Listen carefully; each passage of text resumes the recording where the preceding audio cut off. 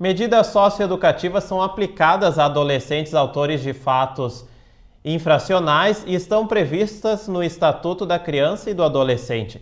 Apesar de configurarem resposta à prática de um delito, apresentam um caráter predominantemente educativo e não punitivo. Para falar um pouco mais sobre essas medidas socioeducativas, eu recebo no Santa Maria agora o promotor da 3ª Promotoria Especializada de Santa Maria, Antônio Augusto Ramos de Moraes. Boa tarde, bem-vindo ao Santa Maria agora, promotor. Boa tarde, Rodrigo. Agradeço o convite para participar mais uma vez desse programa. É sempre uma satisfação estar aqui para poder compartilhar, com os espectadores acerca dessas informações que são de extrema relevância para que a comunidade possa compreender um pouco mais acerca do funcionamento das questões que são ligadas à socioeducação.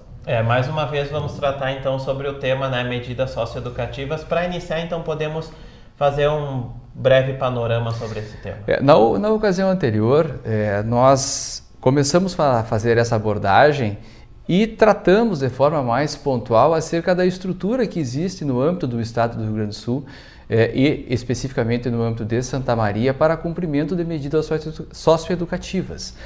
Falamos da estrutura para cumprimento das medidas em meio aberto, falamos também sobre a estrutura para o cumprimento das medidas em meio fechado, ou seja, o CASE e o CASEME, que funcionam aqui em Santa Maria. Não chegamos a fazer referência, e é importante que se destaque este particular antes de que nós possamos entrar pontualmente nas medidas de socioeducação.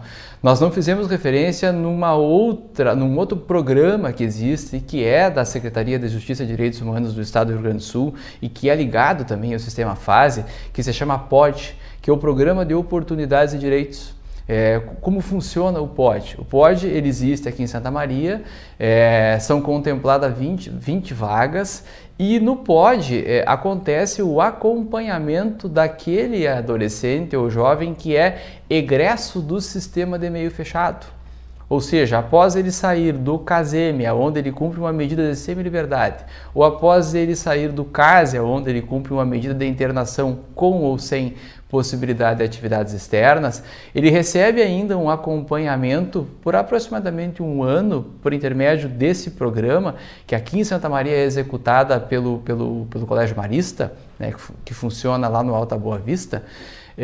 E durante esse período ele recebe não apenas um suporte psicológico, um suporte no âmbito do serviço social, mas também um suporte financeiro, para que ele possa se manter, para que ele possa se organizar e para que ele possa, inclusive, se inserir no mercado de trabalho. Então, é uma ferramenta muito importante que nós temos à disposição para utilizar com os nossos adolescentes e jovens que são egressos do sistema socioeducativo das medidas de meio fechado.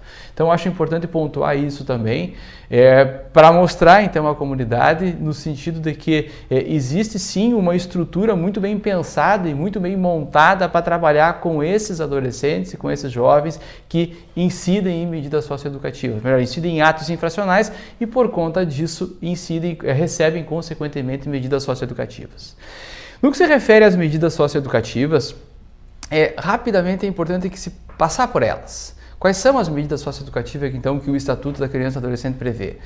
Prevê a medida de advertência, prevê a medida de reparação do dano, prevê a medida de prestação de serviços à comunidade, que tem um prazo máximo de 6 meses, prevê a medida de liberdade assistida, que tem um prazo mínimo de 6 meses, prevê a medida de semi-liberdade, que tem um prazo máximo de 3 anos, e também prevê a medida de internação, que nós subdividimos, e aí é uma subdivisão posterior, em medida com possibilidade de atividades externas e sem possibilidade de atividades externas. A medida de internação, ela tem também uma previsão máxima de cumprimento no âmbito de 3 anos. Ultrapassado esses 3 anos, então, o jovem recebe, ele é desligado compulsoriamente do sistema. Vamos usar a terminologia do Estatuto. Essas são as formas de executar essas medidas socioeducativas. Essas são as formas de executar, perfeito. Uma situação que nós temos que ter bem presente, e o telespectador precisa compreender muito bem isso. Existe hoje uma ideia absolutamente equivocada, que quando se trata de um ato infracional, e também eu acho importante fazer um destaque aqui, o que é um ato infracional? Um ato infracional é aquela conduta que a lei prevê como crime e que é praticada, por sua vez, por um adolescente. Então, tudo aquilo que a lei penal prevê como crime, se for praticada por um adolescente, ela é denominada de ato infracional. E as consequências para esses atos infracionais, então, são essas medidas socioeducativas que nós referimos anteriormente, dentro de todas essas modalidades que eu destaquei. Bem, então assim, existe hoje uma ideia que preocupa bastante a sociedade como um todo, duas na realidade. Qual é que é a primeira? Que em se tratando de adolescente, não dá nada. Quer dizer, o adolescente pode praticar o ato infracional, vamos chamar assim, pode praticar o crime, e que não dá nada, que não tem resposta. E, paralelamente a isso, vem aquele outro discurso que é muito preocupante, que diz respeito à questão da redução da idade fixada para a maioridade penal. São discursos, não vou dizer contrapostos, mas que eles acabam tendo a mesma, porque eles acabam convergindo e passa muito por esse discurso a compreensão de como funciona e das respostas que o sistema traz. Bem, por que é equivocada a ideia de que com o adolescente não dá nada? Possivelmente porque as respostas não têm a mesma intensidade daquelas respostas que o direito penal traz quando nós tratamos de imputáveis.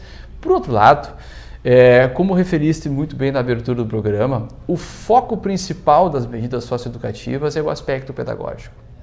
Quer dizer, é trabalhar com o adolescente ou com o jovem na questão pedagógica, procurando fazer com que ele tenha um suporte do ponto de vista da educação, encaminhamento para cursos profissionalizantes, enfim. Esse é o suporte preponderante, o que não quer dizer que não exista também um aspecto sancionatório.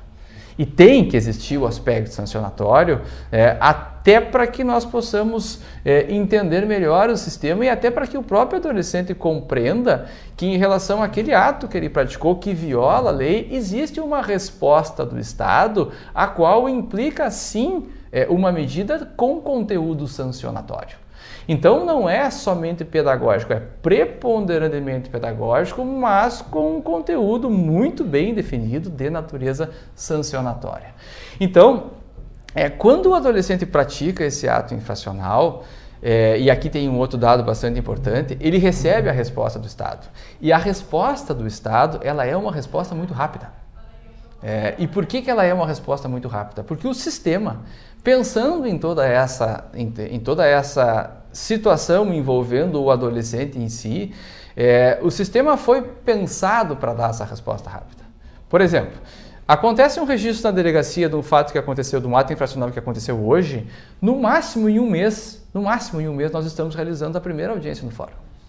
E nessa primeira audiência, o Ministério Público tem a possibilidade de ofertar ao jovem autor do ato infracional, desde que naturalmente presentes situações definidoras da existência do fato e da própria autoria. Nesta primeira audiência, nós já temos a possibilidade de ofertar para o adolescente o cumprimento de medida socioeducativa de meio aberto. Então, muitas vezes, em um mês, nós já temos condições de dar essa resposta. E isso acontece na esmagadora maioria dos casos. Quando são casos mais graves, aí não é possível oferecer essas medidas de meio aberto. E aqui um outro detalhe, qual é a medida da aplicação dessas medidas socioeducativas? Por exemplo, em que situação eu vou aplicar uma medida de internação? Naturalmente que eu vou aplicar uma medida de internação quando se tratar de um fato grave. Que fatos graves, então, nós poderíamos elencar? Pois acho que seria interessante mesmo fazer essa divisão, né? Em que momento e quais as medidas serão aplicadas. Medidas em relação a cada fato. Sim. Ou seja, quando nós temos, vamos usar uma situação, vamos exemplificar aqui, um homicídio, uma tentativa de homicídio, um roubo com emprego de arma, um roubo com emprego de violência, um latrocínio, um estupro, que são fatos que o Código Penal define como de extrema gravidade e traz apenamentos que apontam para essa conclusão. Por exemplo, para esses fatos é possível sim aplicar medidas de internação. Para fatos mais leves, vamos chamar assim, ameaça, furto, lesão corporal de natureza leve, por exemplo, ou até lesão corporal de natureza grave, nós temos a lesão dividida em leve, grave e gravíssima, dano, né, dano seja o patrimônio público, seja o patrimônio privado. Então, nessas outras situações que são fatos um pouco mais leves, não tão graves, então nós usamos as medidas de meio aberto. Quando nós temos fatos mais graves, então nós aplicamos as medidas de meio fechado. O que não quer dizer, Rodrigo, é que em relação àquele adolescente que pratica reiteradamente atos infracionais mais leves, por exemplo, furto, que ele não possa receber uma medida de meio fechado. Nós já temos situações aqui, para que o telespectador saiba, de adolescentes que praticam reiteradamente delitos de furto, atos infracionais de furto. A resposta estatal, né, no que se refere às medidas de meio aberto, não foi suficiente, porque ele não modificou a sua conduta, mesmo com todas as intervenções realizadas por intermédio do sistema. Bom, se ele não modificou a sua conduta, então é possível que se aplique, por conta da reiteração daqueles atos que são mais leves, se aplique então uma medida mais grave, que é a medida de internação. Nós tivemos aqui em Santa Maria, uma situação que nós convivemos diariamente e nos preocupa bastante, é a questão da pichação. Nós tivemos uma adolescente aqui que foi internado, ficou um período cumprindo medida de internação no CAS, internado no CAS, por uma questão de uma pichação num prédio público. Ou seja, então teve a resposta, esse adolescente continua cumprindo medida hoje, assim como outros que estão envolvidos em processo de pichação, nem todos com medidas de internação, mas teve a imediata resposta dentro da medida, dentro da gravidade do ato infracional que foi praticado. Promotor, depois de conhecermos um pouco mais sobre essas medidas, né, eu estava lendo hoje cedo, existe uma faixa etária que tem que ser aplicada essas medidas aos adolescentes, né? Então, para encerrar esse assunto, a partir de que idade o jovem já pode receber essas medidas? A medida socioeducativa é aplicada para adolescentes. Para crianças não existe aplicação de medida socioeducativa e sim de medida de proteção. Então, quando se trata de adolescentes, tu pega aquela faixa etária que vai de 12 a 18. Então, quando o menino pratica o ato infracional nessa faixa etária, entre 12 e 18, ele recebe uma medida socioeducativa.